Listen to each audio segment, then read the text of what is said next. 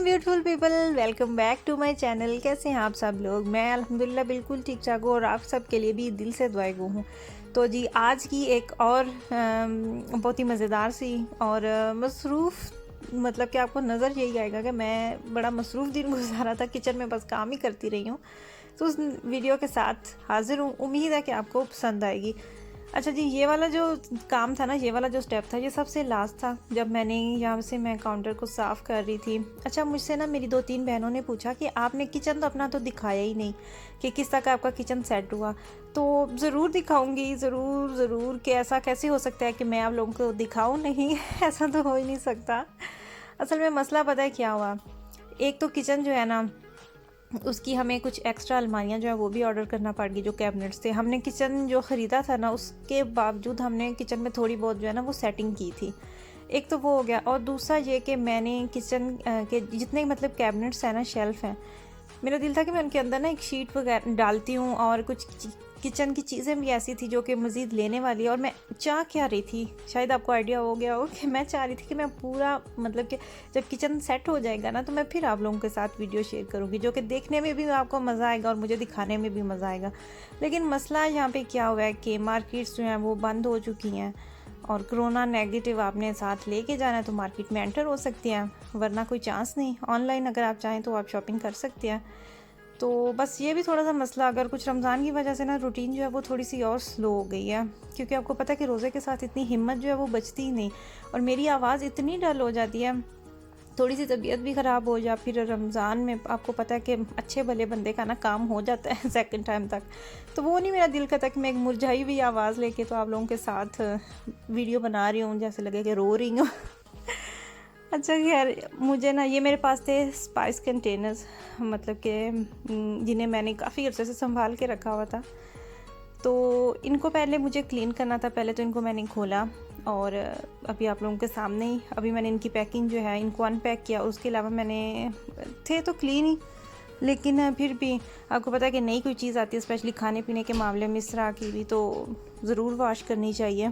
और अब तो खैर मुझे लगता है कि सारे लोग जो है ना वो सब वैसे ही थोड़ा सा कोरोना की वजह से ज़्यादा डर गए हैं, लेकिन कोरोना के बिना भी नई चीज़ जो है वो तो हमेशा इस्तेमाल करने से पहले वॉश ज़रूर करनी चाहिए। अच्छा जी, वो जो स्पाइस कंटेनर्स थे ना, वो मैंने वॉश करके रखे हैं सारे अच्छे से गर्म पानी के साथ। उनको वॉश करने के बाद उनको मैंने रख दिया, जब तक वो ड्राई होंगे तब तक मुझे इस बैग, शॉपिंग बैग के अंदर थी, जो फ्रिज के ऊपर मैंने थोड़ी सी डेकोरेशन रखी हुई थी, ये छोटे छोटे से जो गुलदान टाइप आपको नज़र आ रहे हैं, ये मैंने ऑनलाइन ऑर्डर किया था। विश जो है ना, विश है एक उनकी एप्लीकेशन, और दूसरी है होम, चाइनी एप्लीकेशन है और चाइना से सामान आता है। तो उस वेबसाइट से ये मैंने ऑर्डर किया, तो ये काफ़ी अच्छे निकले थे, मतलब ठीक थी, जितनी इनकी प्राइस थी ना उस हिसाब से इनकी जो क्वालिटी है ना वो अच्छी थी, मुझे मतलब मैं सेटिस्फाइड थी। और उसके अलावा ये कुछ थे शीशे के थे कुछ इसके अंदर बर्तन, कुछ फूल वगैरह थे, जो कि मैं जब हम शिफ्टिंग कर रहे थे ना, तो ये वाला जो शॉपिंग बैग था ना बड़ा वाला, ये भी मैं पहले ही लेके आ गई थी कि ताकि इसके अंदर टूटने वाली जो इस तरह की चीज़ें हैं ना, तो वो मैं एहतियात से खुद ही रख लूँ। तो ये भी करने वाला था।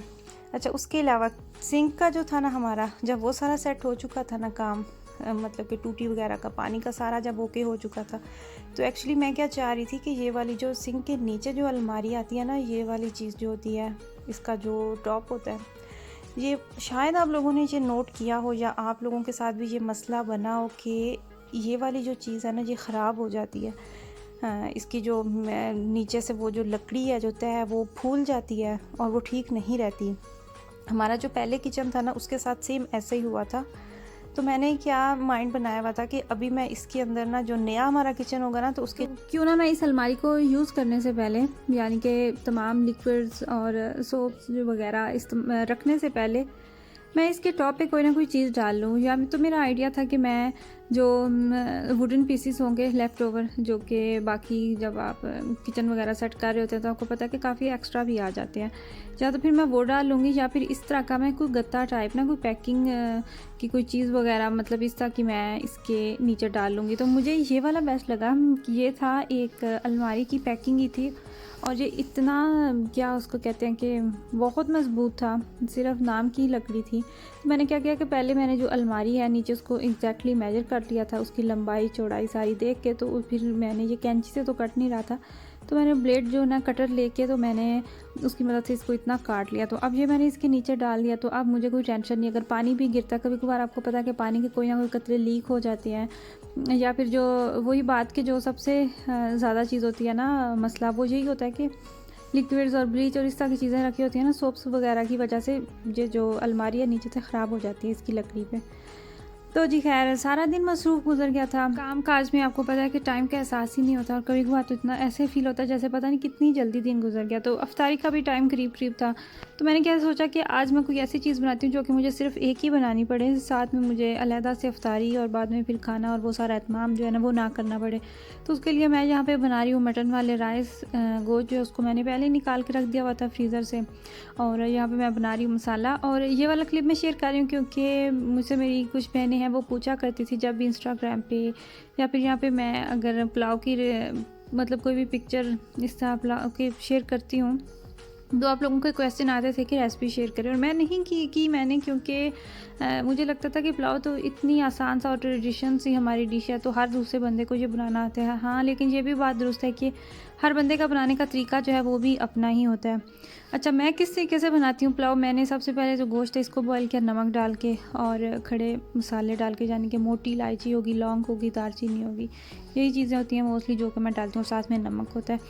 बॉईल करके तो इसको मैंने कर लिया साइड पे, और दूसरी साइड पे मैंने एक लिया मीडियम प्याज, उसको मैंने ऑयल के अंदर डाल के उसको मैंने हल्का सा ब्राउन कर लिया था। और ऑयल जो है ना वो आपने अपने हिसाब से डालना है, क्योंकि गोश्त से भी आपको पता है कि ऑयल जो है वो निकल आता है। तो पुलाव में आप जितना भी कम ऑयल डालना तो हमेशा ज़्यादा ही हो जाता है, तो वो क्वांटिटी जो है ना वो आप अपने माइंड में रखिएगा। अच्छा, उसके अलावा जब वो प्याज थोड़े से ब्राउन हो गए तो उसको मैंने लगाया तड़का थोड़ा सा उसी यखनी के साथ, और नमक मिर्च जो है वो ऐड किया, सब्ज़ मिर्च डाली। पुलाव में मैं जो लाल मिर्च होती है ना वो बहुत कम डालती हूँ, सिर्फ नाम की डालती हूँ, वरना सब्ज़ मिर्च जो है वो मैं यूज़ करती हूँ।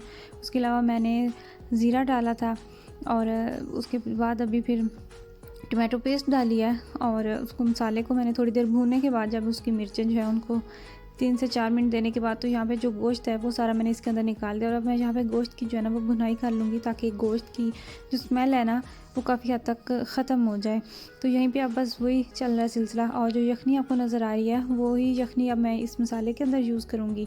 तो यखनी जो है वो आप अपनी मर्ज़ी से मुताबिक कम या ज़्यादा भी कर सकते हैं। अगर ज़्यादा हो तो फिर उसका ये फ़ायदा होता है कि आपको जब पानी बाद में चावलों को आप लगाते हैं फिर आपको दूसरा सादा पानी नहीं लेना पड़ता। और यहाँ पे देखें चावल जो हैं वो हो चुके हैं रेडी, बहुत मज़ेदार से बने थे और बड़ी आसान से झटपट बन जाने वाली रेसिपी है। और यहाँ पे इफ्तार टाइम जो है वो भी हो चुका है। अगर ओवरऑल देखा जाए ना तो रमज़ान में एक्चुअली हमारा काम ख़त्म हो जाता है, खाने पीने का जो काम है वो भी काफ़ी हद तक ख़त्म हो जाता है। और वैसे भी बाकी घर के जितने काम, डीप क्लीनिंग और इस तरह के काम काज है वो हमारी कोशिश होती है कि हम रमज़ान से पहले ही ख़त्म कर लें, तो काफ़ी ज़्यादा टाइम हमारे पास इबादत के लिए बच जाता है। रमज़ान के स्टार्ट में काफ़ी ज़्यादा ऑयलिंग की है हमने भी, मतलब ऑयली स्टफ़ काफ़ी बनाया, समोसे हैं, पकौड़े हैं, तकरीबन एक दिन छोड़ के दूसरे दिन तो लाजमी बन रहे हैं। तो वो ये भी होता है ना कि माइंड सब ने बिठाया हुआ है कि जब तक समोसे और पकोड़े ना हो तो रोज़ा आपका अधूरा है, आपका कंप्लीट ही नहीं हुआ। तो वो एक दफ़ा शौक जो है वो इनका दूर कर दिया, लेकिन अब जो है ना वो ऑयली स्टफ़ जो है वो साइड पे ही कर दिया हुआ है, क्योंकि एक तो ना तो आपके मैदे के लिए ठीक है और कभी कभार हो या थोड़ा बहुत हो फिर तो ठीक रहता है। लेकिन जो हेल्दी चीज़ें हैं ना, जैसे फ्रूट चाट हो गई, मिल्क शेक हो गया, या वैसे आप फल खा रहे हैं, या उसके बाद फिर अगर आप थोड़ी बहुत रोज़ा अफ्तार कर लें उसके बाद आप डायरेक्ट खाना खाएँ तो अच्छा तो यही होता है ना। मैं क्या करती हूँ कि अगर राइस वगैरह बना रही हूँ तो फिर मैं साथ इस तरह की ऑयली चीज़ें नहीं बनाती, फिर सिर्फ वही होते हैं कि रोज़ा अफ्तार उसके बाद डायरेक्ट खाना। फिर क्या होता है कि वो खाना आपका पता है बचा रहता है, पड़ा रहता है, रोज़ा होता है आपका, बच्चे खाते नहीं, मर्ज़ी के मालिक हैं, बच्चों के खाने वाली चीज़ें वो नहीं खाते, तो लेफ़्ट ओवर वो क्या खाएंगे। तो फिर वो भी अफसोस होता है जब आपका खाना आपने कूड़े में फेंक के, इस तरह के पाकिस्तान में तो परिंदे उड़ रहे होते हैं, आप कोई भी खाना अगर आपका बच जाता है, रोटियां बच जाती हैं, आटा होता है, वो आप परिंदों को डाल देते हैं, तो वो भी एक तरह से आपका सदका ही होता है। लेकिन यहाँ पे आपको पता है कि सारा खाना कुछ भी अगर ऐसी चीज़ बचती है तो वो हमें डायरेक्ट कूड़े में फेंकनी पड़ती है, जो कि बहुत बहुत सैड बात है और अफसोस भी होता है और दिल से वहम जो है वो जाता ही नहीं। तो सब बेहतर ये है कि अपनी भी बचत करें, गुनाह से भी बचें और बस इतना ही बनाएं जितना आप खा सकें। ज़रूरी नहीं कि इफ्तार के टाइम आपका जो दस्तरखान है वो फुल होना चाहिए, वो भरा होना चाहिए, तो ही पता लगेगा कि आज आपका रोज़ा है या फिर आपने अच्छे तरीके से इफ्तार बनाई है। तो ख़ैर यही थी मेरी आज की वीडियो। अपना अपनी फ़ैमिली का बहुत ज़्यादा ख्याल रखिएगा, मुझे मेरी फ़ैमिली को दुआओं में याद रखिएगा। अल्लाह हाफ़िज़।